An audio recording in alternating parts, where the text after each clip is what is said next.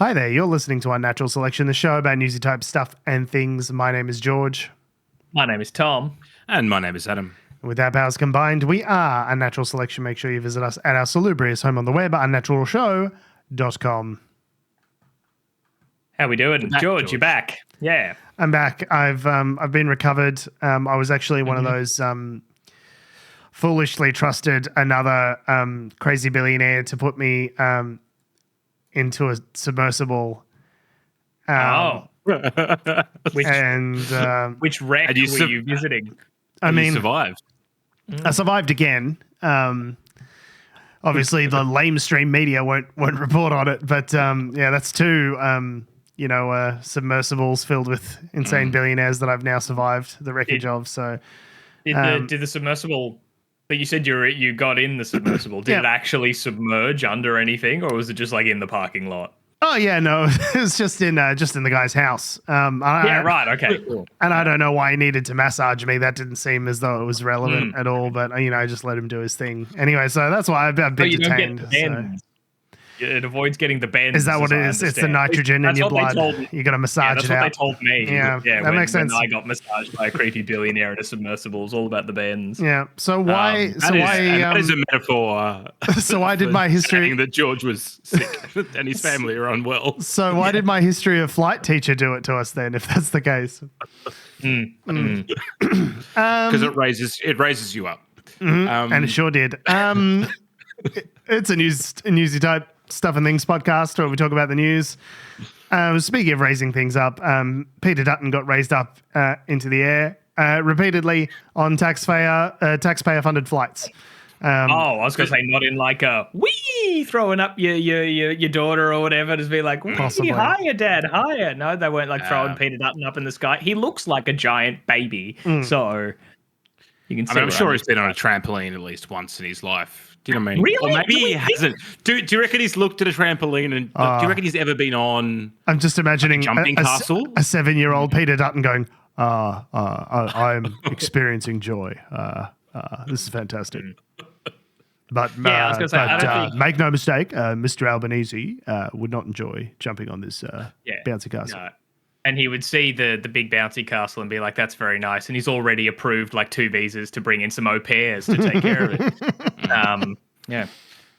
So it turns out, Peter Dutton does a lot of travelling, which is probably not a surprise. But yes, he doesn't pay for that himself. He charges that to the taxpayer as part of his parliamentary business. Now, that is reported The Guardian has hastened to add at every point when they mention this, they say the travel, which was within parliamentary rules, coincided with fundraisers, including those at, XYZ. So places. Yeah. So basically it seems like whilst it is technically within the rules, Peter Dutton has been doing a lot of travel on parliamentary business. He'll go and be interviewed or go get his photo taken, shaking hands with some fucking guy somewhere ostensibly. And while he's there at the place wherever he is, he does just so happen to attend a fundraiser into an intimate. He slips on a banana peel, falls backwards into a 2 Michelin star restaurant, into a back room with 10 liberal donors who end up giving him squillions of dollars for the privilege. So that is just a coincidence. That's the Guardian would like to hasten to add. He's not charging the taxpayer to go to these events illegally. This is all legal and within the rules. Now, are the rules fucked? Yes, the rules are admittedly terribly fucked, but it is legal. Who among us hasn't like, oh, well, this is a work trip, but can I just book my flight home like 2 days later if it's the same price and just have a little holiday as well? We've all done that. And we all do that constantly. Multiple times. So there's a register that reports on ministerial and parliamentary travel and expenses.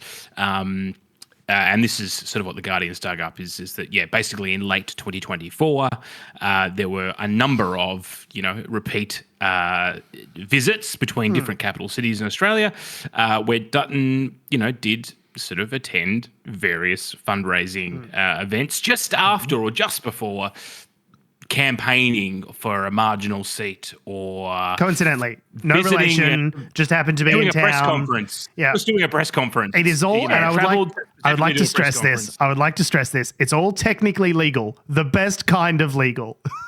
And we'd also like to add that Prime Minister Albanese also does this, but the difference being is his records, and maybe they shouldn't be, but all the government jets that fly around, his itinerary has basically been blocked by the federal government because of he's the Prime Minister. Security concerns. I don't want to be giving the itinerary of where the Prime Minister is or isn't at any given point, but I would say that I'm sure Albanese is doing exactly the same thing. The difference is with Dutton is we know about it and it's all recorded very and crucially he's not the Prime Minister, so it's like his reasons for being places, you could argue maybe they're not as important as the guy who's running the country needing to be places. But yeah, this is the question I've got: is it a chicken or the egg? Is he going it's Peter Dutton from Canberra and he looks like an egg, Sydney? So. Is he going from Canberra to Sydney at $422 to go to the Blue Ocean Equities fundraiser, or is he delivering a speech at the Sydney Jewish Museum? Like, which one comes first in the calendar? Legally, you know what I mean? Legally, it would have to be the speech. For legal reasons, I am stipulating it is and always has been the speech. His political responsibilities have always come first. Yeah. And it just happens to be, while he's in town, he's just going to go hang out at a billionaire's house.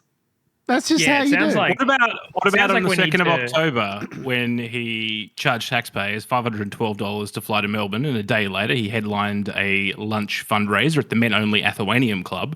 Invites show donations were allocated to the Sydney seat of Cook.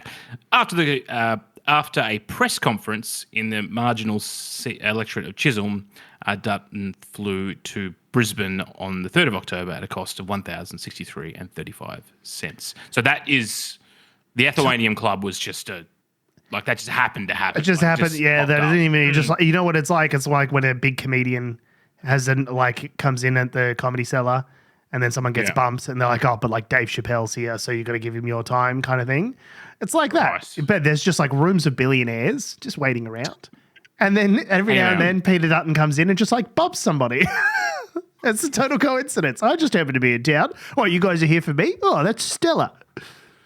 Yeah, you're saying we have we just have to dig into the metadata of the Outlook calendar invites? I'm saying we've got to get them to the day, to the minute. I would love to go through the sent items, Tom, of the Outlook calendar, and I would love to see which invite was either sent or accepted first. Yes, you and every journalist would be interested in that information.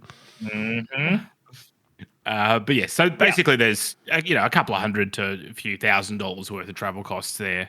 Obviously there's been a lot of talk around the whole, he flew away from Queensland in the middle of a cyclone to go to a fundraiser. And Albanese did the same sort of thing. But also again, Adam, Albanese doesn't represent the district that's in the fucking cyclone. I was going to say it was Peter Dutton's electorate was one of the ones that was having trouble.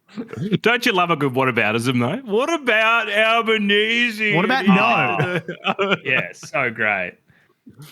So this is why it's in the news. This is why it's a talking point. But I think the key thing here, as you pointed out, George, is that the rules are opaque and fucking dodgy. Yeah, and this is despite them overhauling the donation laws. Yeah, these are the new rules. these are the better version of the rules that they came up with recently. So the version that was before this was even worse somehow. Expenditure data for the 2025 year is not yet available. Yeah, why should the Australian public have access to that kind of information in a checks notes? Absolutely going to be a fucking election year. Why would that be relevant to know what the pollies are doing during 2025? Well, should that be important? Maybe factor into our fucking votes? Yes. So I would like to clarify, again, for legal purposes, not illegal. It's just that the laws are fucked.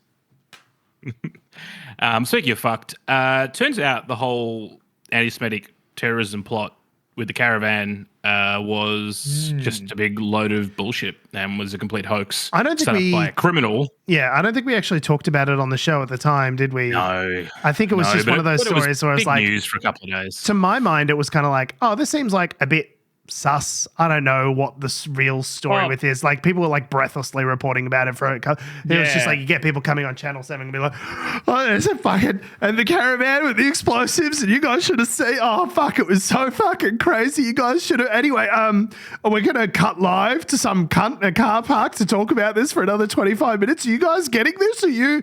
And I was just like, I don't know. Let's wait for the full story to come out before we talk about it. And then just immediately forgot about it in amongst the avalanche of Trump nonsense. Yeah. To be clear, so what happened was the federal police received a tip-off that there was a caravan full of explosives. They rocked up to this site, and there was, in fact, a caravan full of explosives. And there was also another element to it, which made them think it was going to target Jewish Australians. Okay.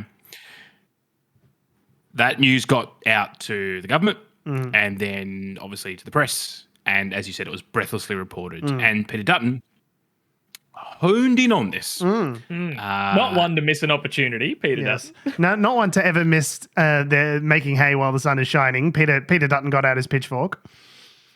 And was like breathlessly, as George said,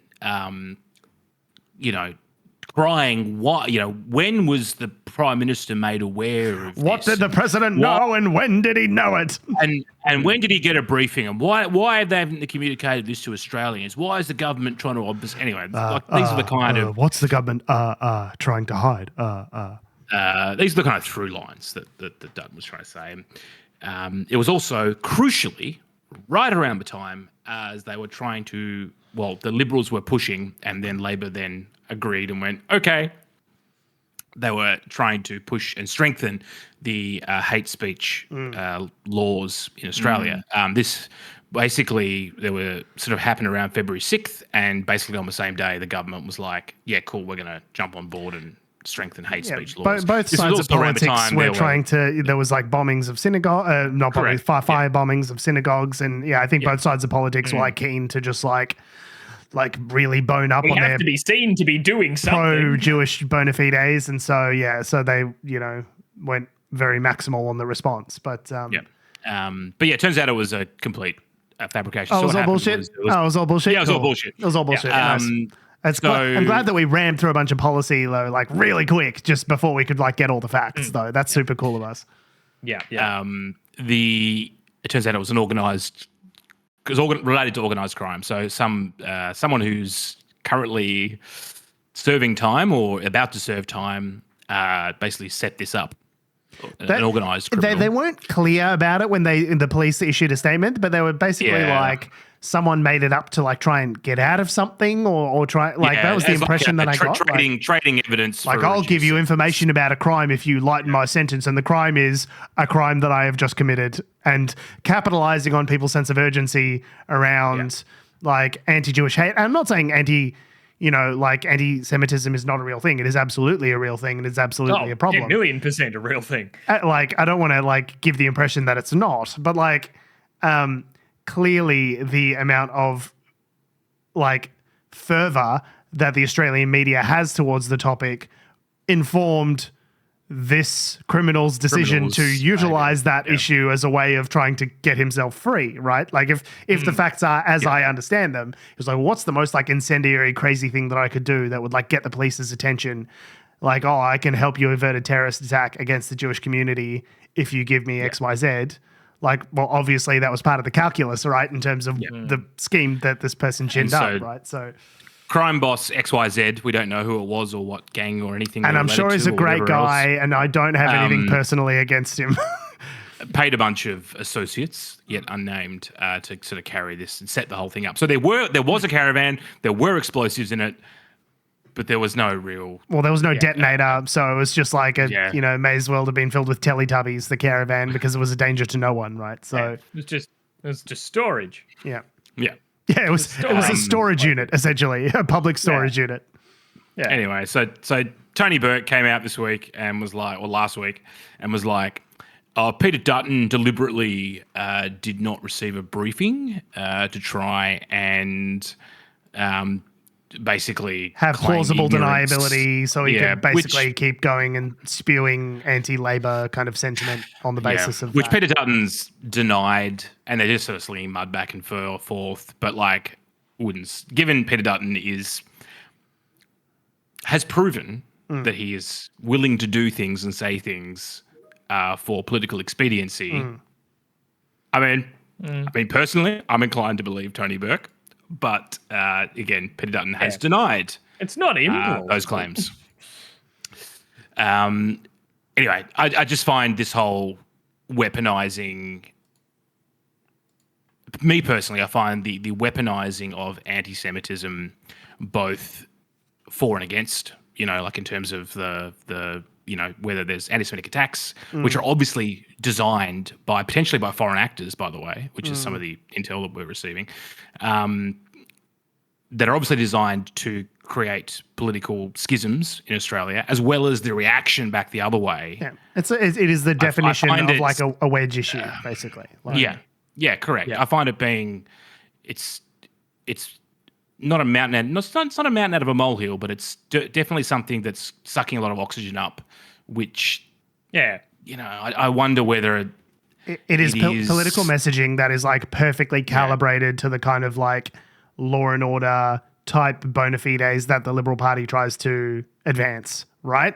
Like, if you are worried about anti-Semitism or like, those kind of the irony, of course, being that the people that are the most anti-Semitic tend to be right wingers.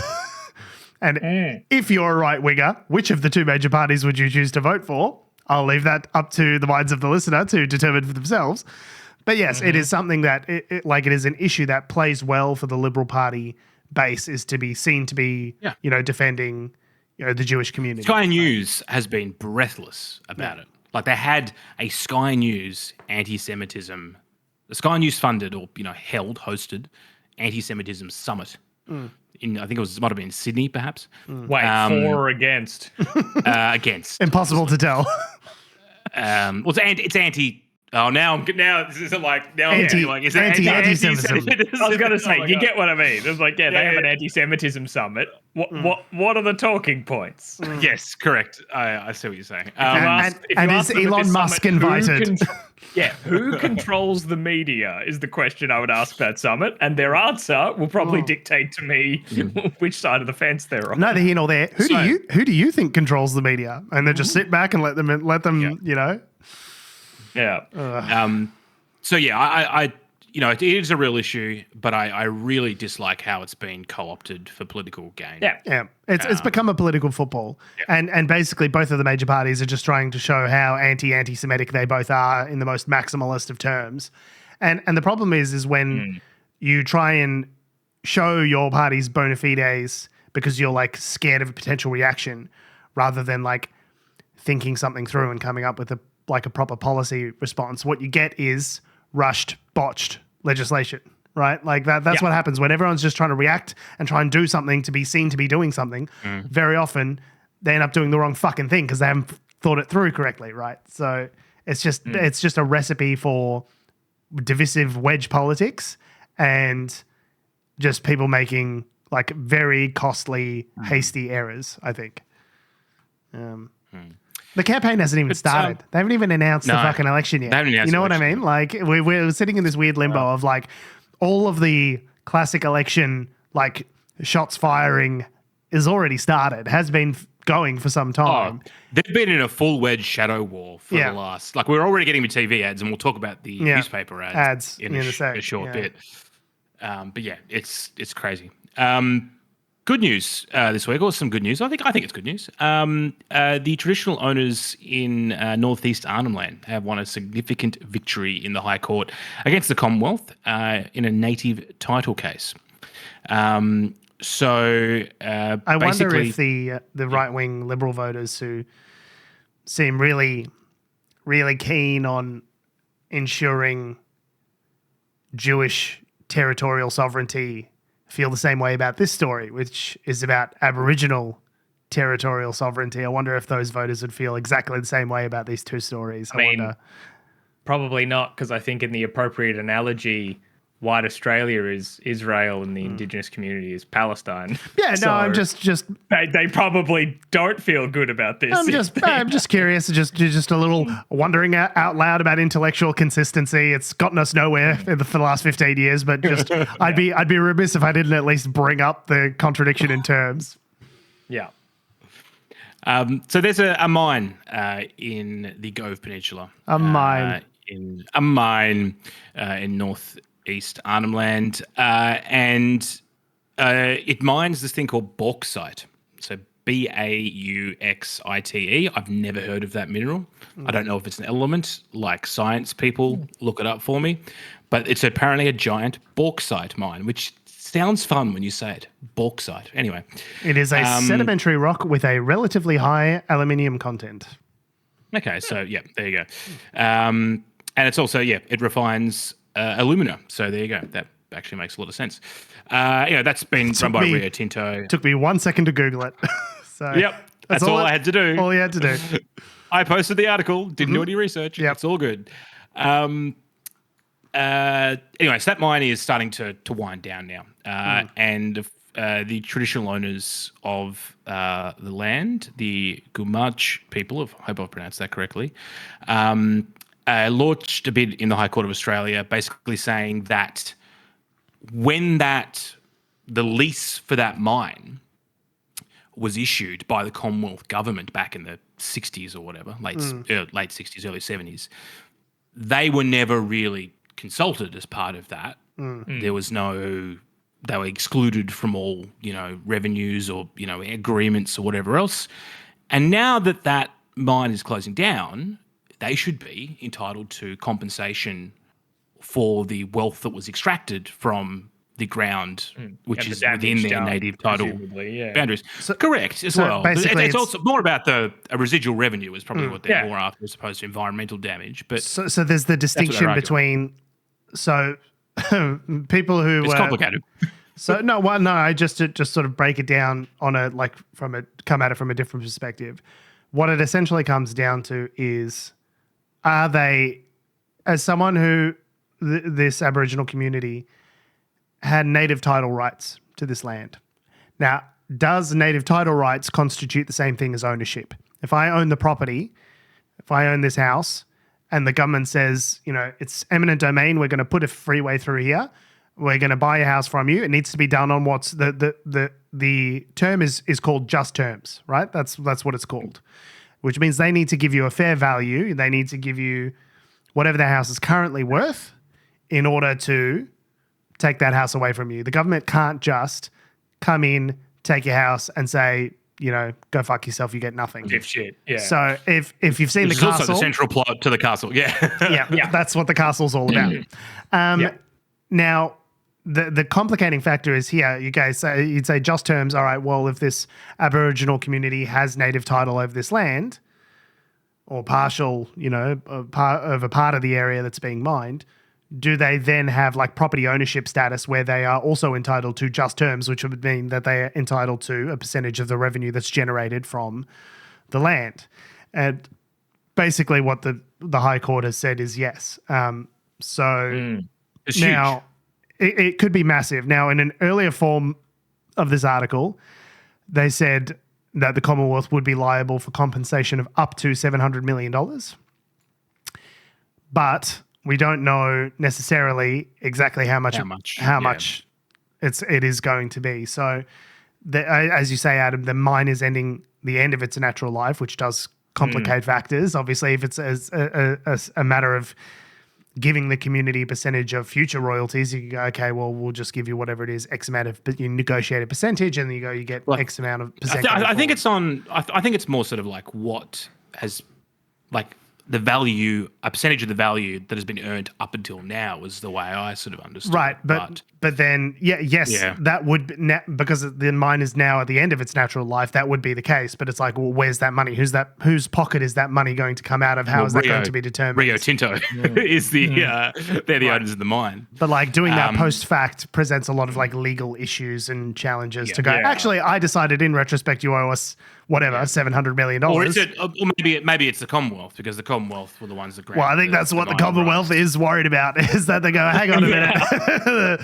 we did not have a $700 million hole to fill in this budget, so. Oh, you mean so the government might actually be like, no, Tito, actually, we're going to turn on our fossil fuel overlords. Well, the Commonwealth is the one who's appealing the matter. Right, the Commonwealth is the one who has been arguing against this case, right? So presumably it's because they think they might have some liability from a budget perspective, that if the case is lost, which it has been from their perspective, they might have to turn around and say, actually, we'll have to give you that money out of pocket, right?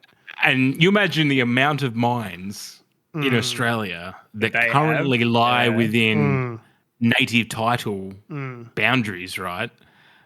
That's a lot of money if you start taking a precedent and adding that up to every single mining site in Australia. Yeah, it's not a great I drink your milkshake type of situation where it's like, oh, the oil is under the land and I just drilled under my land and it sucked all the oil up. Like, this is a real case of like, this could be like a precedent which changes a lot with regards to Indigenous communities and mining in Australia going forward, right? So it is almost like we've been fucking around for the past 200 years and now we're about to find out. Tom, I think we have spent the last 2.5 centuries fucking around, and it really seems like the last 10 years has been all about finding out. Like, from Donald Trump, colonialism, Israel, Palestine, the climate crisis, we are just in a decade of finding out right now. 250 years of finding out. Let's go. I don't know how to segue to the next article, but it's pretty cooked. Speaking of finding out. Yeah, finding out, or pieces of shit. I don't know. Take your pick. Tell us about the Trumpet of Patriots and what are they up to? Oh, well, the Trumpet of Patriots, I think we talked about this on the show. We did. Yeah, we did, I believe. It's Clive Palmer's newest venture, one of our billionaire shitheels who likes to just have a political party, even though he fucking barely gets any seats. But he, there's a whole discussion around it being just a ploy to sow division and guarantee the Liberal government he wants. But, Tom, a tax write-off. Or a tax write-off. Plenty of things to do there. Anyway, so the new one's called Trumpet of Patriots. And you can definitely believe there's a pun in there that they are trying to capitalize on. Can't believe they went with that name. It's crazy. Trumpet of Patriots really feels like the fourth suggestion in a ChatGPT list, doesn't it? Like, it really feels like we're trying to get the word Trump into some kind of like far-right nationalist fuckhead party. Like, what can you suggest? And he'd be like, Trump diddly-doo-day, or, Trumpety-doo-day. As someone who played the trumpet for several years in high school, I'm like, just offended and shocked and aghast. The real victims, trumpet players. Trumpet players. Yeah. Has anyone got Jim Morrison's? Is he okay? Anyway, Trumpet of Patriots. They've also been touting a lot of Donald Trump's talking points, right? Like they saw from the last election. What? And one of those. Because the other thing Clive Palmer likes to do with his various parties, the United Australia Party, the fucking whatever, all that sort of stuff, was ads. We all remember the ads, the big billboards in the last election, the text messages, all that sort of shit. So he spends big on ads with big yellow ads spouting his crap. And the latest round of those have been some ads in newspapers. One this week that caught people's attention on the front cover of The Age in Melbourne. I believe it was also run by some other papers as well. But I came across it on the front page of The Age, where it's just down the bottom, big yellow banner with Clive Palmer's face, and it just has, in big block letters, "There are only two genders." What it says. I've seen other ones around on other days which said things like I think in the Sydney Morning Herald they had a we don't need to be welcomed to our own country was another sentiment that they had in one. Like, you can see they're all these racist, transphobic bullshit. Why would I need a welcome to country when it's my own fucking country? There's no way that I could possibly spend 10 to 12 seconds acknowledging the native peoples, the First Nation peoples of this land in a totally meaningless symbolic gesture that requires nothing from me? No, certainly not. There's not a possible chance in hell that I would endure 10 seconds of sitting on my fat ass in a fucking meeting, hearing someone else say words that I don't agree with. There's no fucking way in hell. But George, some of those welcome to countries go for 60 seconds. The outrage! It's my fucking country. You'll take it from my cold dead hands. Anyway, so what a bunch of pricks. This is a 7-Eleven. So yeah, this is a Wendy's. Wendy's. Anyway, but I think the reason this one was such a big deal, like, one, it's just on the front page of a major newspaper in Melbourne, just spouting there are only two genders, just like having that messaging. And the messaging was there, very affronting, I think, particularly to anyone who is trans or gender diverse. And just like, straight up. I think my wife put it really well. She did a video about this the other day.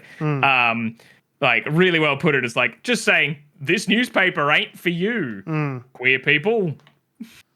Fuck off now. Fuck off LGBTQs. Fuck off out of here. Yeah, pretty much. And it was also next to this is the weird bit. Is that there was an article on the front page about the fact that Clive Palmer is spending big on divisive ads. And it talked about a few of them, and then it acknowledged in it, saying that that it acknowledged the "there are only two genders" ad, and it was getting quotes from I forget the group. It was something like Trans Victoria or something like a transgender advocacy group, talking about how this kind of rhetoric and advertising increases the rates of suicides and self-harm and all this sort of stuff, like why it's terrible. And the article says the ad, which we are running below on the front page, which you can see right here, says blah blah blah, and you're like, and this is my opinion. Why this is harmful. This is just my opinion. I absolutely think that editorial was written as a way of giving them cover for running the ad. Like, that's what it seems like to me, right? I struggle. PR forum, and they went, how can we run the ad but not look how can we like cash a check but also not completely dodge responsibility for this? And further back in the paper, I haven't read this editorial, but there was an editorial about Clive Palmer being a piece of shit and running all these big ads and how annoying they are. And I'm like, this just looks terrible, fellas. But following that, all the, there was an outcry. And I think another newspaper in Newcastle, which ran the ad, has since issued an apology for running it, which, isn't, like, okay, you still ran it though, but at least, hey, that's at least some kind of responsibility. It's part of the same group, right? I'm not sure. It's a different. Right. I think it's a different one. I don't remember the name of it. But so people have been calling on The Age, being like, fucking apologize for doing this shit. This is abhorrent. And in response to that, the executive director of Nine Media Group, which owns The Age, as well as a bunch of other things, essentially said, I'll quote him here, said, if we were to start picking and choosing which platforms of a registered political party were acceptable, that could imply endorsement of any political ads we did choose to run, and would insert our organization into the political debate as a participant rather than an observer. Essentially saying, hey, dipshit. You are a participant. The fact that you are reporting on politics with a perspective means you're a fucking participant in the media landscape. If I give you, the thing that really shits me about all of this is that it's so cheap. 20 grand is not a lot of money to have something on the front page of a major Australian newspaper. It just goes to show I didn't even mention that. How much to shit the media ecosystem has gone to the extent to which they're willing to bend over for 20 grand from Clive Palmer. But aside from, like, if I put, if I gave you 20 grand, The Age, and said, I want you to run this ad. The ad is, The Age is a bunch of nefarious pricks. You could say no to that ad. Why? Because it doesn't conform to your to your standards as a publishing organization. No, George. I just want you to put the N-word. I just want, not the N-word, the N-word. I want you to put the N-word, N-I. I want you to put the whole thing. I just want the front page of The Age to be all 6 letters of the N-word. And they would say, no, I don't think so. I'm not going to do that. Okay, No, George. why? If we register as a political party first, they have to. Oh, the N-word party. So if we just register as the N-word party, then it's all right. They have to run the ad. They have to run the ad. My hands are tied. There's nothing I can do. Yeah, because 9 executive fucking director idiots.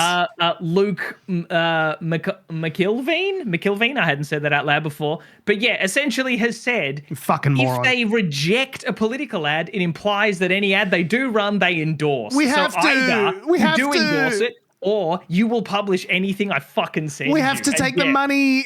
We have to. There's nothing we could have done.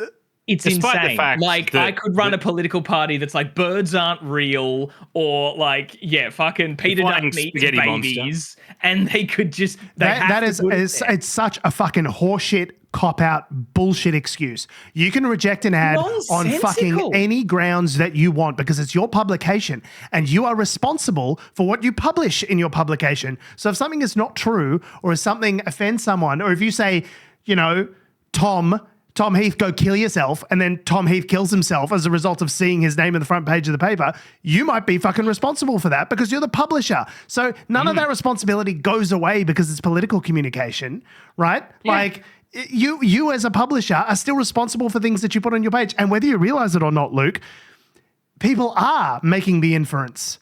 Okay, people are saying that, okay, you're taking a stand on an issue, and the stand is LGBT people can go fuck themselves. That is the stand that you are being perceived to take by running this ad. It is not a neutral ad. It's also like I mean, they'll dispute this, but the Age has traditionally been slightly more to the left. Well, or it was before they merged with 9. Yeah, that was like the centre-right part, like centre-right newspaper rather than like the Australia needs Tony horse of News Corp. Next to the far-right sloppy blowjob of the Herald Sun. So you could argue that they're, as you said, sort of in the start of this time, is that they are completely, what's the word phrase, biting their nose to spite their face. They have completely eroded despite their face. They've completely eroded the credibility of their entire news organization for 20 grand. Does that mean they're gonna does that mean that is 9 in trouble? If 20 grand is like the difference between you making quarter or not making quarter from an advertising revenue budget point of view, is that indicative of something more? Either they are tragically hard up for money, and like we're about to hear, they've been put into involuntary administration in 2 weeks because they're insolvent, or they just don't care. And maybe some people on staff genuinely believe this stuff and they just don't care. Or they thought maybe we can, have our cake and eat it too. We'll publish the ad, we'll pocket the 20 grand, and then we'll publish an editorial saying, we don't fucking believe in this ad that we just took cash for. We'll be covered. But the fact is, so many people are complaining, going, I'm going to cancel my fucking subscription now because you've just proven that you're a publication that doesn't value me as a human being. Why the fuck would I subscribe to you? Which is worth a lot more than $20,000, you fucking morons. It's absolutely insane. I know they prostituted the brand for 20 grand. Yeah, I'm nobody, and my voice into the void means nothing. But on Twitter, I called them a disgrace to journalism, and I don't use that lightly. I've seen shitty journalism before, but this is beyond it. Yeah, it's just the relationship between a news media and then it's advertising, and people talk about advertorials, and that balance is so fucking delicate and really hard to walk, and they have just crossed it. To not just by running the ad. If they were running the ad and just sticking with it and being like, well, we endorse this candidate or whatever, I deplore it. I would respect them more because at least it's honest. Yeah. But the response of we have to run every political ad because otherwise it implies that we have a stance. I've got an ad. Don't worry, Tom. We'll get together. The Age editorial board is a bunch of dipshit fucking knobheads party. Yeah, and then they have to run it under the standard. How many signatures do you need to form a political party? It's like 1,000. It's like a couple of hundred. Let's get some. Let's start a. We could get it. Yeah, couple of hundred together. Let's start a Kickstarter. Get some Dan Illich money going. Let's spin up a billboard. Yeah, let's get a rational fear on the blower. I reckon we could get a political ad of the Age are a bunch of cucks, and they have to run it. The Age, where the Age is a bunch of cucks party. That's the important part. You got to put the party. They have to run it. They have to run it. If they say no, I'm going to point at this Guardian article and be like, "Oi, Luke."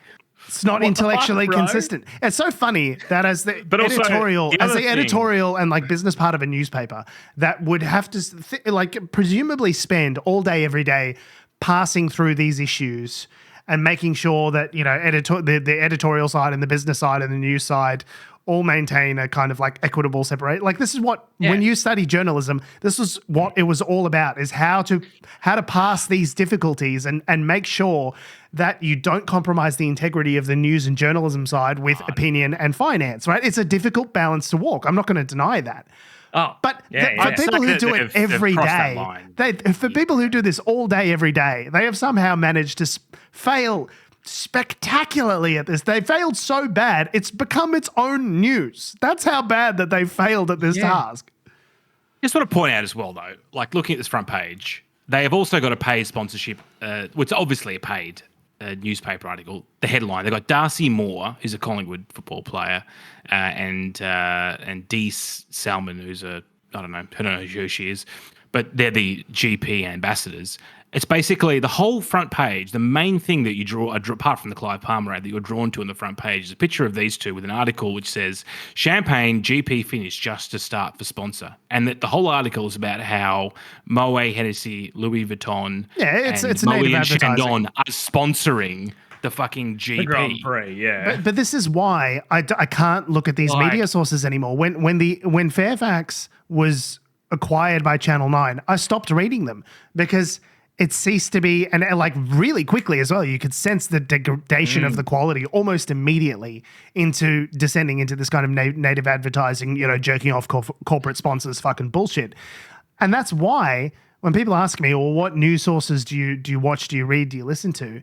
It is almost none of the time is it mainstream media sources. It's generally sources without those kinds of financial incentives, because that incentive, the advertising incentive, has a corrupting influence. If you look at, you know, the ABC, if you look at, you know, The Guardian, if you look at the BBC, if you look at even CNN sometimes is fine, but like, you know, there's a lot of independent sources that you can go get money from, go and get news from, and it's a lot of that you can go get money from. But the way they get money is through subscribers, right? You know, they'll have a Patreon or they'll have a Substack or they'll have a way of generating direct subscription revenue from their subscribers. And I think that is a way of supporting these kinds of news outlets, which is a lot more honest. Because yes, you might have the fear of someone pulling a subscription if you don't say what it is they want you to say. But like that is one data point amongst 10,000 as opposed to corporate sponsored news where if Moet, I don't know what the correct pronunciation is. If Moet is pissed off at you and they're your major sponsor, well, all of a sudden that creates a real, and you're so hard up for money that you absolutely need them to survive, which it seems like that is the space that the Age is in currently. I don't have another explanation for it. But you know, that's like an existential crisis for your coverage, right? Like today, the front page of the Age was all about the Victorian government covered up corruption for its big build and the bikies, and an investigation by 60 Minutes found. And I was like, well, how am I meant to believe and take seriously anything that you're allegedly have got a big scoop on when 90% of the rest of the time you've got shit on your front page? Or can how can I take at face value your criticisms of a political party that are the opponents to the one that you just emblazoned in ads on the front of the other one, right? Like, because that might be like, I immediately start rolling my eyes hearing that kind of story. But hey, if there's big corruption being done by the state Labor government with bikies, we need to know about it. We need to know about it, and that's a huge deal. But I won't trust that you're like framing this in an accurate light, because you're taking like 20 fucking grand from Clive Palmer to spout shit. And also that the political ad, like, it's not just we need smaller government and low taxes or whatever. It's not a policy it's a position. subset of people don't exist. Yes, is the exactly. message. Which what we infer from this, which I believe they're also implying, is that they shouldn't. Yeah, and but simultaneously that they don't exist and that they shouldn't exist. Yes. Yeah, it's absolutely fine. It's one thing having like native advertising where you're talking about a product in a kind of in a positive light, right? Where you try, like clearly the Moet Chandon is you're putting two sexy fuckable white people on the front page of a newspaper. Like I think people have come to accept that. Or you see a Mazda on there, I can get that from like they want me to buy a Mazda. Like you can read it and understand it easily for what it is.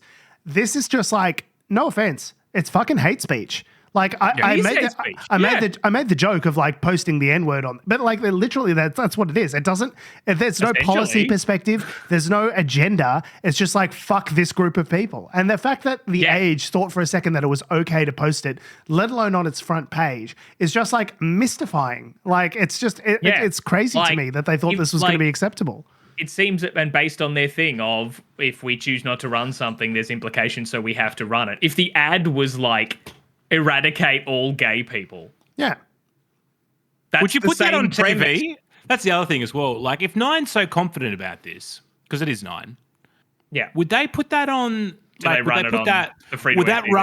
Would that run while the football's going on? Hey guys, how's it going, guys? It's fucking fat dipshit Clive Palmer here to tell you that trans people don't exist. All right, enjoy the fucking footy. Nice one, boys.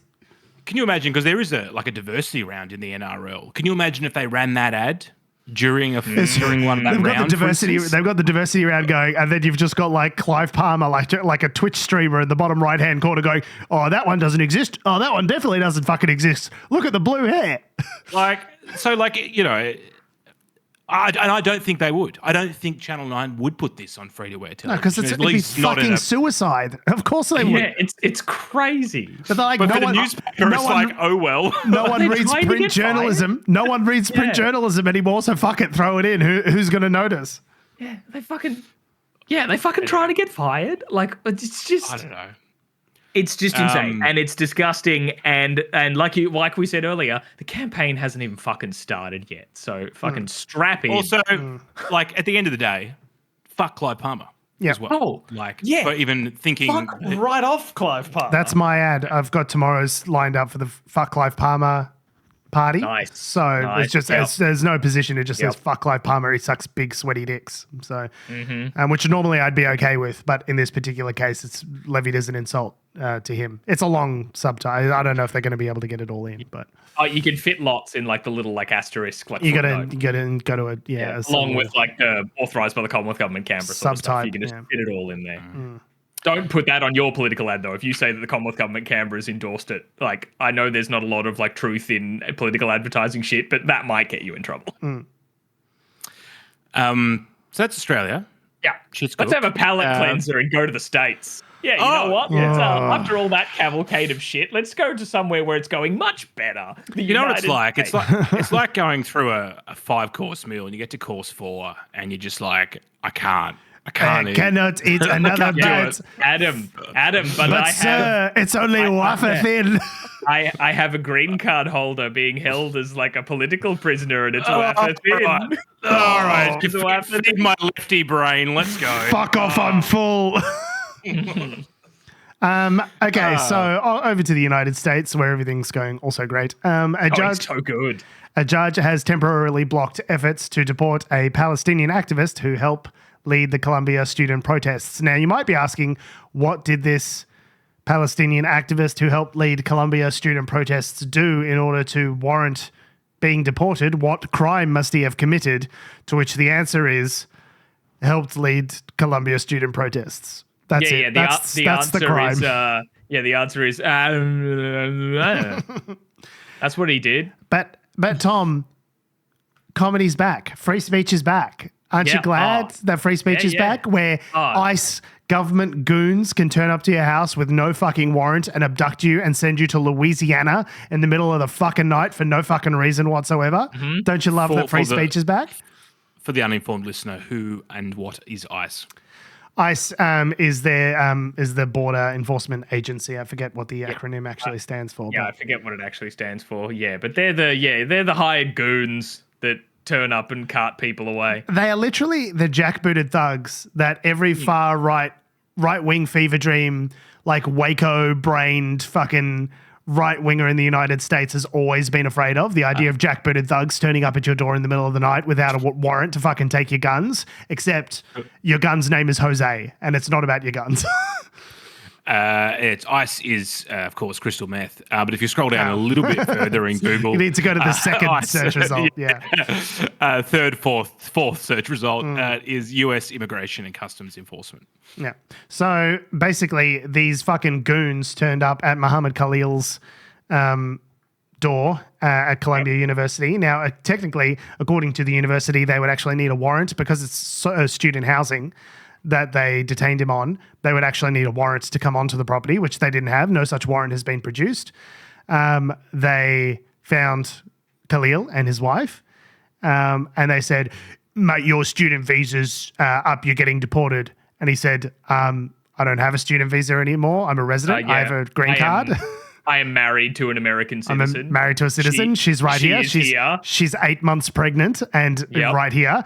And they tried to take his green card off her and say it's been rescinded, which is not a thing that happens. Not how that works. Not how that works. No warrant, no nothing. Anyway, this guy's been abducted.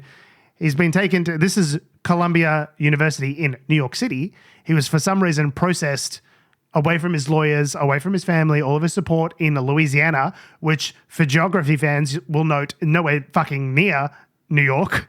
And there's no fucking reason why you would need to be processed in Louisiana. There's plenty of processing facilities in New York that could have handled this exact kind of fucking job. Yep. It's like if you're in Australia, it's like flying to Perth. Yeah. From Melbourne, right? You've been processed in Perth because fuck you, that's why. You in Sydney and we're processing you in Perth. Yeah. And basically the Trump administration has said, it's because he was like supporting a terrorist organization. I guess presumably they mean Hamas. Yeah, they mean you. I think there was some clip. Like John Oliver has a good clip on it.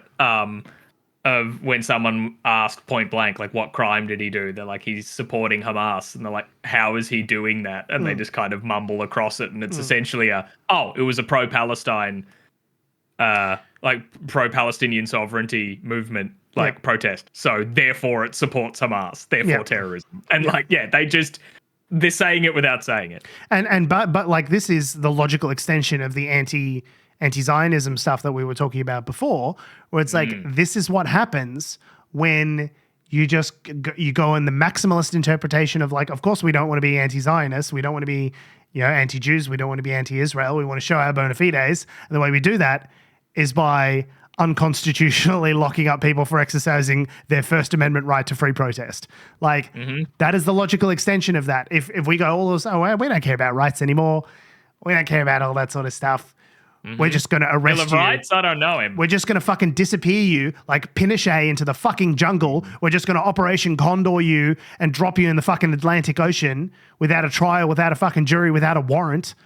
What I find this is very, very fucking scary.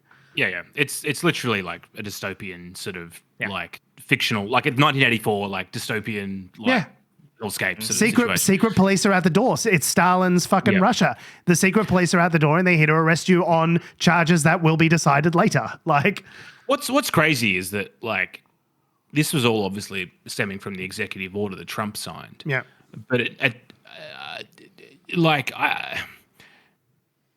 ICE would know that they're not. Surely they would know that they're not really constitutionally going to be allowed to do this. But I guess someone has ordered them to do it. Who do you think are the people working at ICE? They're not fucking human rights lawyers.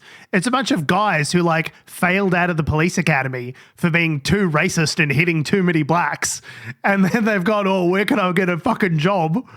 Oh, go to ICE. And it's been like a documented thing of like ICE lowering their hiring standards for many years, to the extent to which they are now the repository for right-wing dropkick shitheads who want to arrest and deport immigrants. Like, of course they're not America's best that they're sending. They're not the fucking Marines that they're sending in there. It's fucking Joe Bob who hates dem immigrants, and he's going to go and get some immigrants. And he doesn't know about the Constitution. You think this motherfucker's read the Constitution?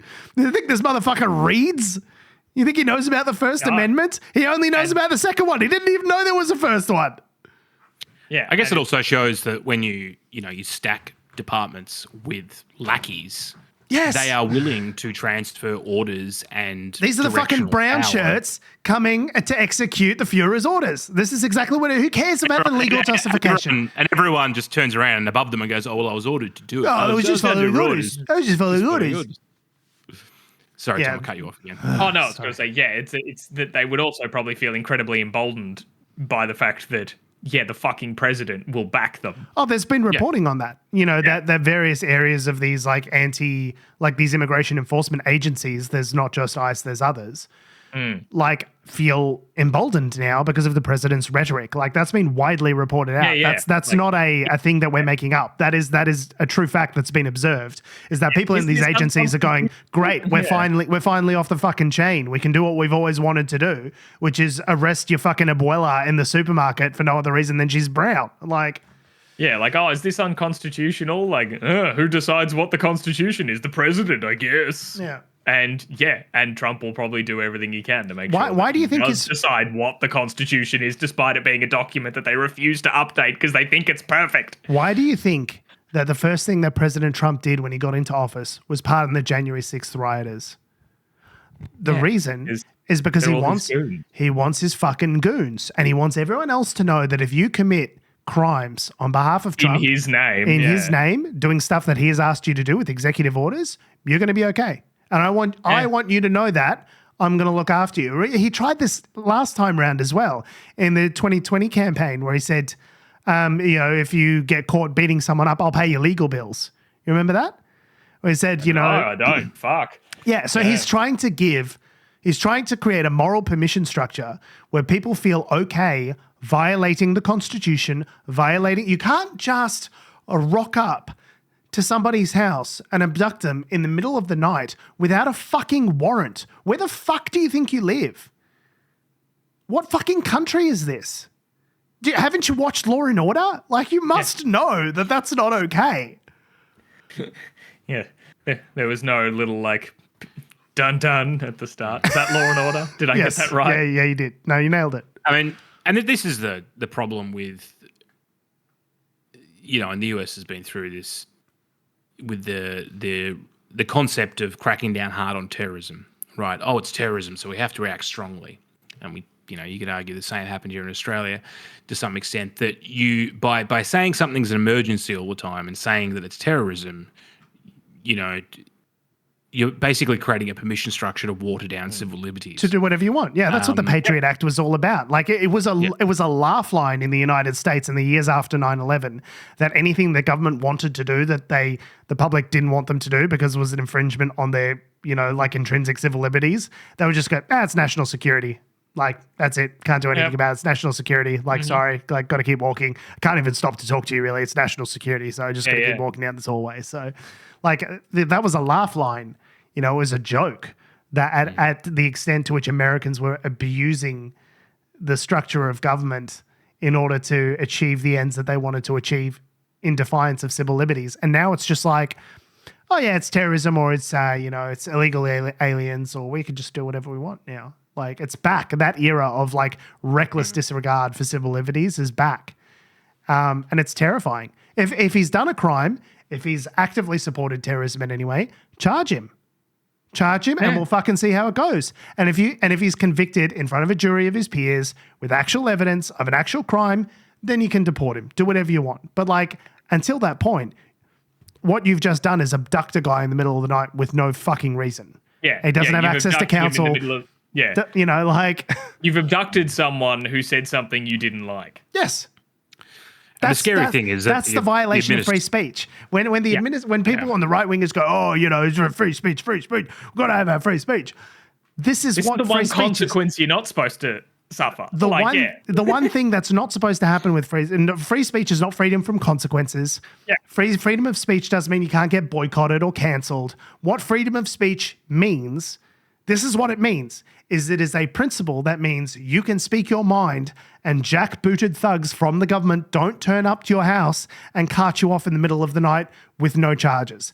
The ability to not have that happen to you is what freedom of speech actually is. Anything else is just window dressing.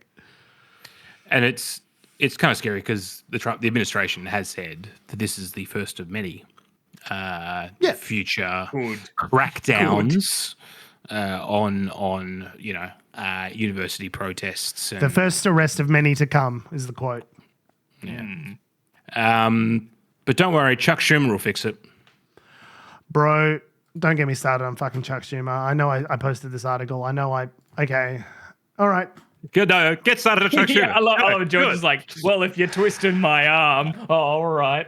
I posted it. I gotta Don't see it make through. me sing. Chuck Schumer is the Senate minority leader. So leader of the Democrats in the Senate, because the Senate are not the party in power. They're known as the minority. Yeah. So basically, so essentially what's been happening this week is that there's been, there were threats of a government shutdown. Every 6 to 12 months, the US government decides it would like to self-immolate, and they have a borderline crisis where they might shut the government down. They might not. Who knows? It's so wild that they do this so regularly. It's like, guys, you need to change maybe how the system works because you just shut down the government like twice a year. It's dumb. It's real bad. George's slut jumper is off, and now we're getting serious. It was a slutty jumper, wasn't it? I saw that. It was a slutty jumper. I was just getting too hot, getting too worked up, and I just needed to derobe. Just pop another button for us. Roll those sleeves up, buddy. Roll those sleeves up. There you go. And an undershirt. Buy me a drink first, George. Just really... Also, how are you not sweating? I guess that's why you took your jumper off. Yeah, I did. Yeah. There's always room for a bit of pud. So it doesn't really work in that situation. Chuck Schumer has... So basically what happened is they had this, what they call a continuing resolution, or a CR, which is where, in order to avoid a government shutdown, basically both sides of Parliament, both sides of Congress rather, agree that we can't figure anything out. We're all bad at government and we can't find a negotiated solution. So we're just going to agree to keep funding the government at current levels, right? And that's what they were looking at in order to avoid a shutdown. However, this is not a continuing resolution because what it is a House-passed measure. Okay, so passed the House with only a single Democratic vote. Really just only Republicans voted on this. Yep. That provides a $6 billion boost to military budgets while carving out $13 billion from non-defense spending, which would amount to an assault on critical programs for vulnerable Americans. Non-military discretionary spending is things like Medicare, Medicaid, support for veterans. Like there are only so many things that are not military in the American budget that you can cut that are not discretionary, right? And those are the things. So it's not really a continuing resolution because it's more like the Republicans have said, you can take what I give you or you can suck eggs. Yeah. You can either get kicked in the teeth or I'm going to shoot you in the face. Like those are the two options that the Republicans have presented. Now, for whatever reason, because it needs a 60 vote majority to clear the House, Senate, you mean? The Senate, yes, correct. Democrats have been faced with this issue. Do we have a government shutdown in advance of a democratic ideal? This is an objectively bad not really continuing resolution, but we'll call it that for the sake of this. Do we face a really bad continuing resolution, or do we risk being seen as responsible for a government shutdown because we won't vote for this piece of shit bill that has just been served up to us, right? And in a moment of political courage, Chuck Schumer decided to do this. Now Republicans' nihilism has brought us to the brink of disaster. Unless Congress acts, the federal government will shut down tomorrow at midnight. I have said many times there are no winners in a government shutdown, but there are certainly victims, the most vulnerable Americans who rely on federal programs to feed their families, to access medical care, and to stay financially afloat. This week, Democrats offered a sensible way out. Fund the government for another month to give appropriators more time to do their jobs. Republicans rejected this proposal outright. Why did they reject it? Because Donald Trump doesn't want the appropriators to do their job. He wants full control over government spending. He isn't the first president who wants this, but he's the first president to cower his party into submission, so that Republican rejection leads us to a decision. That Republican rejection leads us to a decision. And it's not really a decision, it's a Hobson's choice. Either proceed with the bill before us or risk Donald Trump throwing America into the chaos of a shutdown. This, in my view, is no choice at all. While the CR bill is very bad, the potential for a shutdown has consequences for America that are much, much worse. For sure, the Republican bill is a terrible option. It is not a clean CR. It is deeply partisan. It doesn't address far too many of this country's needs. But I believe allowing Donald Trump to take even much more power via a government shutdown is a far worse option. Yeah, I mean, why make him work for it, right? Yeah, right. So if I understand correctly, his argument there is a government shutdown will cause great harm to the poor, the disabled, veterans, medicine, the most vulnerable people in the community. So I'm going to take the alternative, which is to sign into law a bill that will guarantee a worse situation for the poor, the disabled, the veterans, and the most vulnerable of the community. I'm Chuck Schumer, good guy. Yep, that's exactly right. Is that the gist that I got? That's 100% right. Yeah, cool. All right. Yeah, makes perfect sense. No, it's... There are emergency powers that are that do activate and flow additional powers to the executive in the situation of a government shutdown, right? The thing is, what the Democrats don't seem to understand is that the Republicans hold all the levers of power. They hold the House, they hold the Senate, they hold the executive, they hold the Supreme Court. They would be responsible for all of the dog shit that would happen as a result of a shutdown.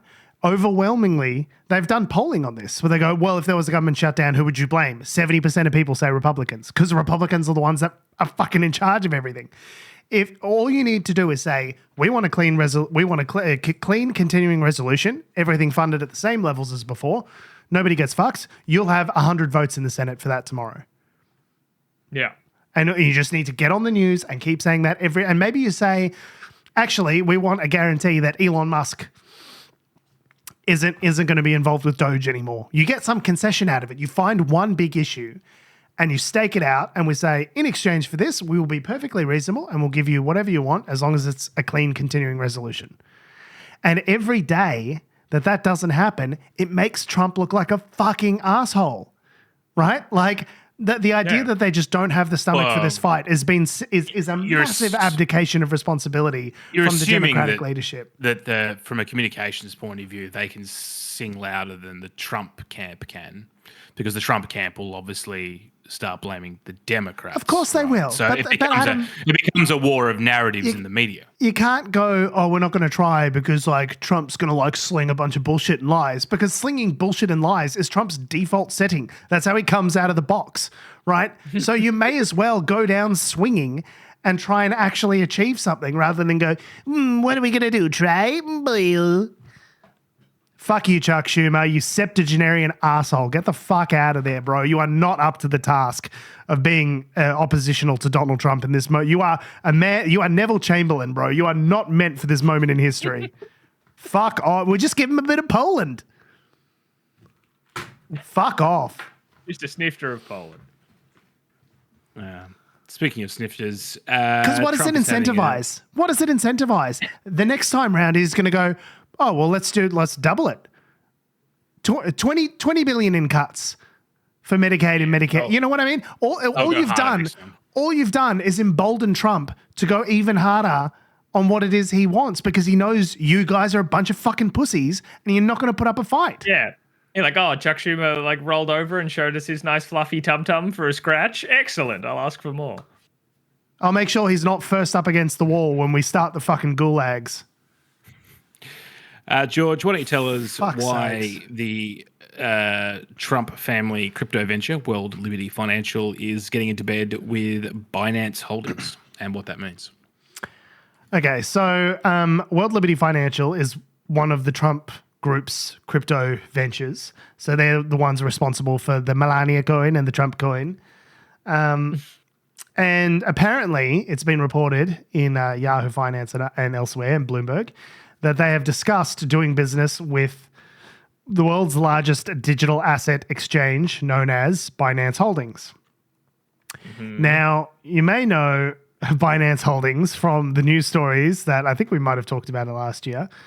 Shenpeng Zhao, or CZ as he's known, is the founder of Binance, and I believe still, or was the CEO up until recently, up until he pleaded guilty for failing to take required measures to prevent terrorists, child abusers, and entities in sanctioned nations from using its services. According to people with knowledge of the talks. So there's also allegations that there are further charges pending against CZ. It's obviously problematic if Binance, is the company that CZ owns, is trying to make the Trumps a shitload of money, because you could easily see how that might be a conflict of interest, a quid pro quo. Hey, I'll make you guys $1 billion if you give me a pardon, for example, from the Justice Department that's prosecuting me that you control. And also it raises a lot of concerns around, regulatory capture and SEC enforcement and how that's going to be handled with crypto going forward. Including things like a pending lawsuit against Binance. It's great when the president has vested financial interests in the ongoing, the comings and goings of people who. Remember when Jimmy Carter had to sell his peanut farm just to avoid the appearance? Just in case he passed the Peanut Act. Yeah, exactly. Just on the off chance that there might be a perceived conflict of interest. And Trump's like, I'm going to launch my own shitcoin. Yeah, to the moon. It's just and this organization, Binance, what they've been accused of is supplying money to essentially facilitating the money laundering for organizations like Hamas, like the cartel, like actual terroristic activities, right? So to be clear, basically if you say that, what's it called? World Finance Holdings, or whatever the fuck it's called. World Liberty Financial. World Liberty Financial. They are the coin. They've got a couple of currencies. They've got some shit coins already, yep. And so Binance is the exchange platform which enables you to buy or sell those, as well as a whole heap of other digital assets. So basically, they're a crypto trading platform, or a company that runs crypto trading platforms as well. Yes, but it wouldn't be just a case of them listing the shit coins. It would be a more fulsome partnership with World Liberty Financial that would actually enable the creation of what are called a stable coin. So for those who don't know, stable coins are kind of actually very secretly a very profitable part of the crypto ecosystem that nobody really pays attention to. So a stable coin is the most famous one is Tether, right? Which famously was tethered to the US dollar. One Tether coin equals $1 US coin. And now the way they underpinned that was with a bunch of fancy algorithmic math to say, okay, we buy this much stuff when the dollar goes up and we sell it when it goes down, and it's all algorithmically handled. It's going to be great. Turns out it wasn't great. It collapsed, like broke half the crypto ecosystem along with it. Are you saying Tether wasn't tethered to reality? Tether was not, in fact, tethered. But the thing with these stable coins is the way they make their money is all on the transaction fees. A lot of crypto scams are based on the appreciating value of the asset. Crypto, the Bitcoin is now worth $136,000 and it was worth $80,000. You sell it for 50, buy it for 50, you sell for 80, you make money along the way, right? That's not really how stable coins work, because they're based on the principle of maintaining a, tether to some sort of fixed value. It's all about transactions and the transaction fees that you get along the way. So it's the Superman plot of like, I'm not going to steal $1 million from one guy. I'm going to steal $1 from 1 million guys. And so they keep getting these and if Trump gets 75% of the transaction fees, which is what's been reported, that would very quickly amount to billions and billions of dollars in transaction fees being traded through these stable coins, these cryptocurrencies, which get traded a lot more because they're seen just like, it's like Forex. I'm going to buy euros and sell US dollars. That's how it's seen. Yeah. It's not like fucking Bitcoin being like, it's not seen like a speculative asset. Hundreds of thousands of dollars worth. Yeah, it's not like a share. It's seen more like currency trading and therefore more stable.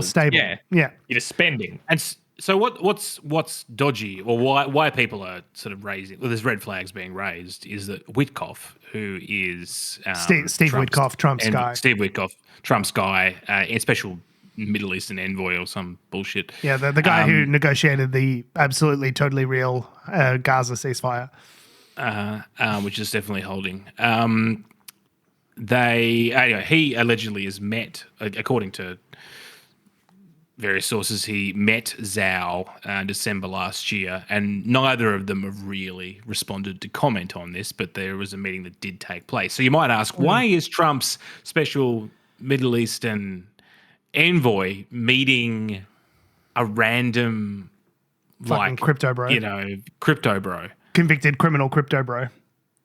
And it's a very good question to ask. So, and with some other evidence that Yahoo and other sources have put together, is that there is it's clear that there are some sort of conversations happening between the Trump camp and Zhao's. So, maybe that's just about, exchanging, the threat of a lawsuit, or, getting rid of a lawsuit in exchange for cooperation, equity. I don't know, but who knows? It's so being exempt from any potential regulation, right? Yeah. It's so funny to me though that with Mahmoud, what was the guy's name? Mahmoud Khalil. Just the insinuation that he could be like pro-Palestine and therefore pro-Hamas was enough to get him deported out of the country. But if you're a billionaire who literally makes money laundering money for literally Hamas, that's it just goes to show that they have no fucking principles whatsoever. Like it's all about the grift. It's all about who they can fuck over, which Browns do they hate the most. Like it's really got nothing to do with any kind of like intellectual consistency. Like a guy who launders money for Hamas, great. Guy who mentioned Hamas at a protest once, get him out of the fucking country. It's just unreal. Like, speaking of grifts, Donald Trump is trying to grift Teslas because I guess the White House is now a used car sale. Yeah. What? This was a weird. Oh, George. I can't hear George. Come on down to 1600 Pennsylvania. We got the greatest deals on Teslers. Teslers. Teslers. This was incredible. Like, it's just, again, I think I said this last week. I'm kind of Like, I'm glad I can still be surprised. It means I still have a soul. Every week, I'm continually surprised anew by the depths of this asshole's absolute fucking depravity.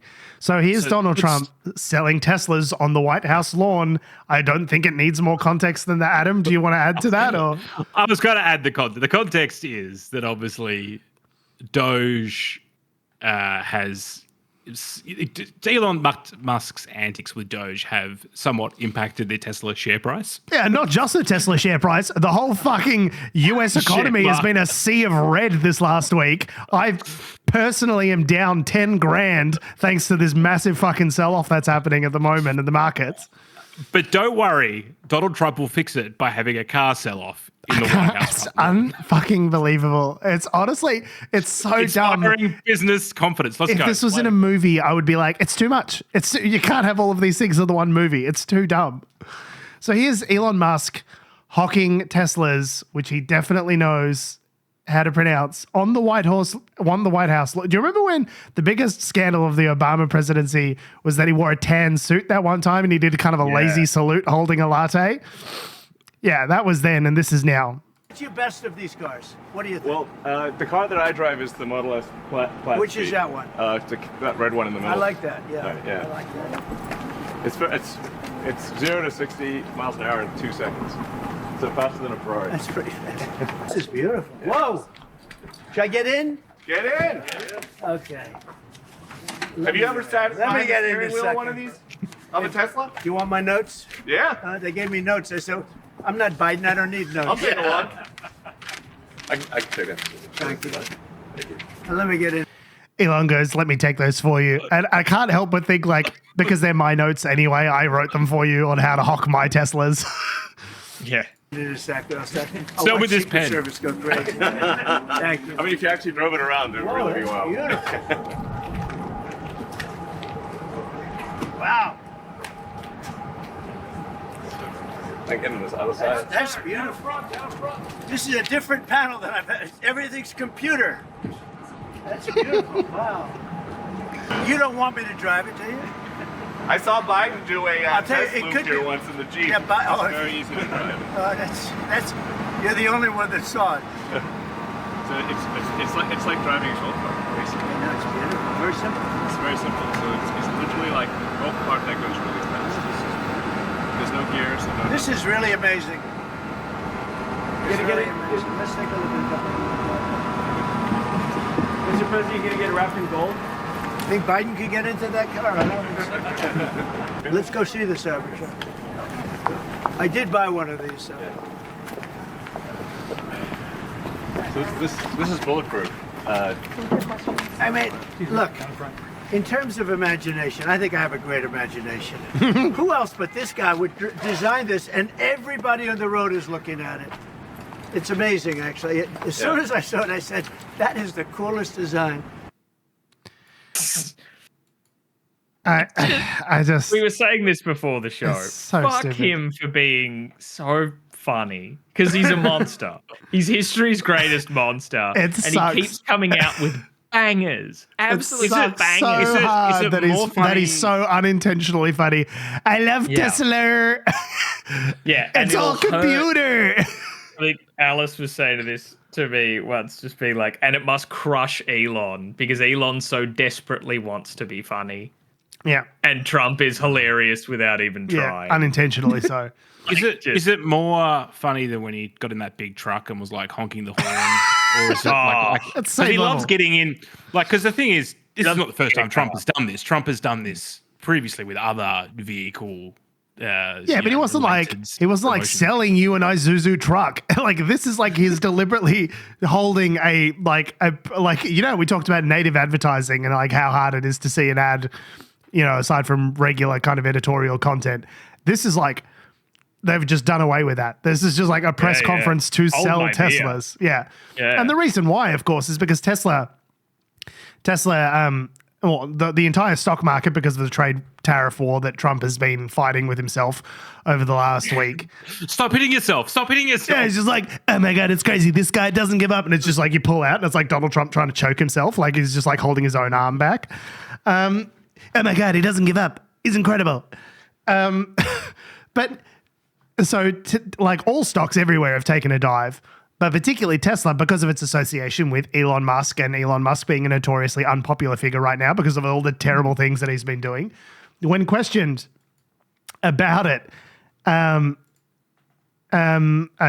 journalist asked Elon Musk how he was running, Tesla, SpaceX, and also running Doge, how he was being a CEO in this difficult climate. His response, he sighed and then said, with great difficulty, before falling silent. Like, you could tell, like, bro was dispirited, and he basically called up his favorite campaign Donnie recipient and said, listen, Donnie, I'm going to need you to hawk some Teslas on the White House lawn. I need a big press event to really get those numbers up because my numbers are taking an absolute fucking dive in Europe.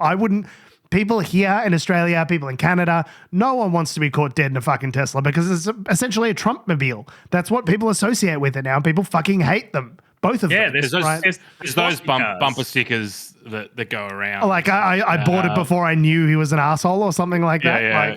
Before I knew he was crazy. Yeah, before I knew he was a Nazi is the one I've seen. Yeah, it's so nuts that a president of the United States is like literally on White House grounds hawking fucking cars. Like, it's just so. It is really the dumbest fucking timeline that we live in, honestly. Probably wouldn't buy one new, but look, if someone was to give me a Tesla, I wouldn't say no. If someone was to drive a used dump truck and or a Cybertruck, it's hard to tell the difference, into your driveway and didn't tell you which one it was and gave it to you for free, you would happily hop in by the sounds of it. I would hop in and I would drive around with an Australian flag. The good thing is out of it. The resale value on these Cybertrucks is through the floor, so you might be able to pick one up for a good price because people absolutely want to fucking get rid of them. Yeah, I mean, if someone just gave me a free Tesla, I'd probably take it and drive it. I'd probably deface it with something. You badge it. You get take the badge off and you put like a Mercedes. You'd be like, different kind of Nazi, different kind of Nazi car. Maybe put a Transformer logo on it. Yes, perfect. Oh, I thought just like a big, full bonnet decal that is just that, that screenshot that everyone uses of Elon Musk where he looks like he's on the verge of tears in an interview, and then I'd put some really big fake tears going down his face and just have that be the bonnet of my car. Perfect. But yeah, you'll be happy to know that Tesla stocks have taken a massive dive over the last couple of months. I think they're down like half since the start of the year. So saw something that was like, if you invested 10K in Tesla when Trump got inaugurated, it's worth 5K now. Just of how it went down. It's like, ha. Yeah, so it's literally down from January of this year. It's down 34%, which is like $800 billion worth of market capitalization in this one company has just been wiped the fuck out. Yeah, it'll grow back. But it was a Roman salute. And it was totally fine that he did it. I hope he's happy with that.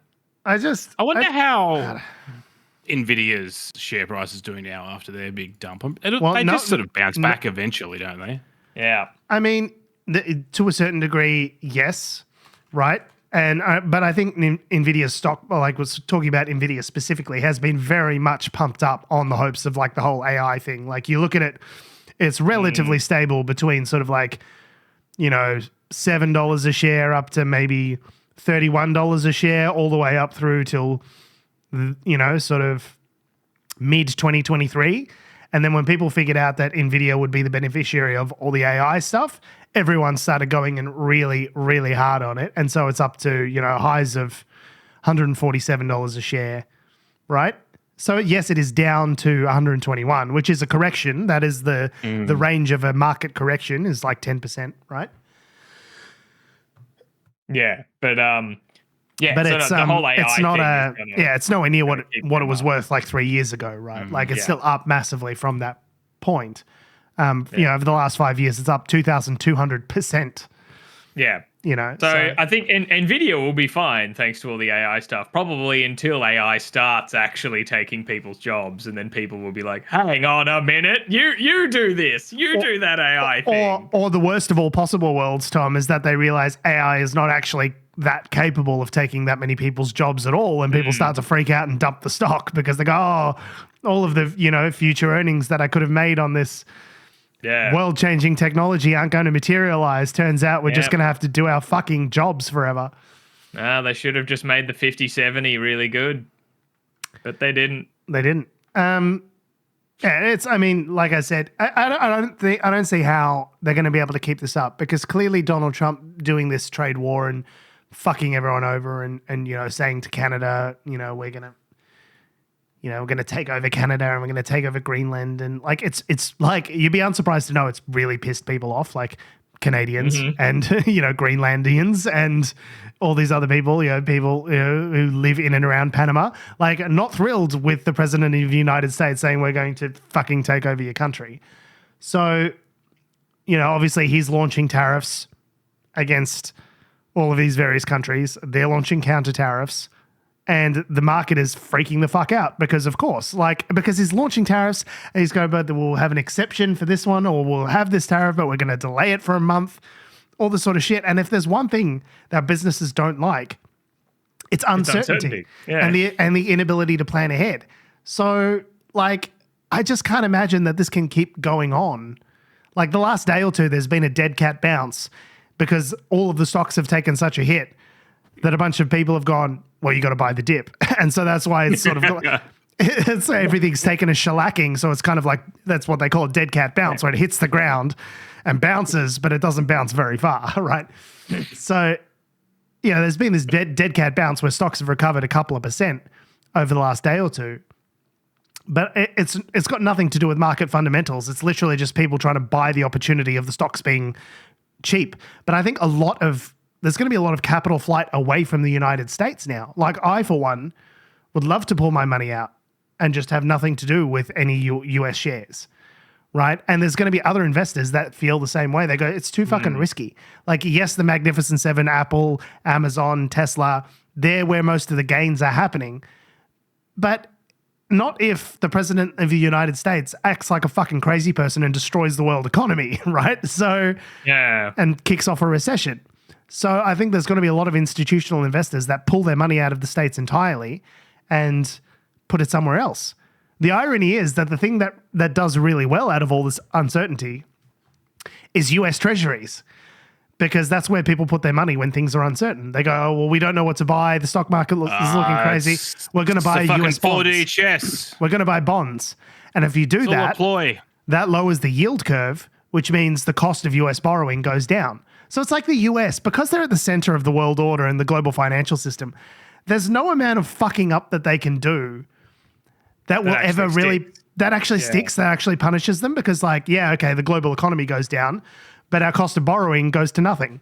So it's like, it kind of shakes out for the US. Like the US always wins somehow. It's like, fuck, man, I really wish there was a way of actually punishing these guys. And it seems like the only thing that they've responded to is Elon Musk, his personal wallet, the number in that going down. That seems like the only thing that has made any difference thus far. Yeah. We're all hurting Elon's feelings, but not enough. We can do better. No, not enough. We can. People say Elon cops a lot of hate, but I reckon we could do better. Yeah, we got to pump those numbers up. Yeah. Speaking of being punished, we have been and always will be unnatural selection. Adam's like, please release me. Please let me. Yeah. We always will be Unnatural Selection. Make sure you listen to us at our salubrious. What am I doing? Salubrious home on the web. Make sure you visit us at our salubrious home on the web, unnaturalshow.com. Make sure you follow us on all the bullshit social medias that do or ever will exist at Unnatural Show. That's Facebook, Instagram, YouTube, and motherflippin' TikTok. Make sure you follow me on Instagram, Blue Sky, at George Tsipos. You can follow me on Twitter at Tom D. Heath. And you can follow me down to the age where I'll be registering an ad for a new political party, which has some sort of racist slogan. What's it called? I can. Don't know. I didn't think that far ahead with my line. So, we'll take a poll. We'll take a quick poll. 2 seconds of Googling is all it would have taken. Thanks for listening, guys. I love your faces. We'll see you next week. You had an hour and a half to prepare, Adam. I'd hate to see the results of that poll. Don't ask the audience. Don't ever ask the audience. Never ask the audience. Always 50-50. Cut that. Take it from Mountain Dew. Do not ask the audience. Look it up.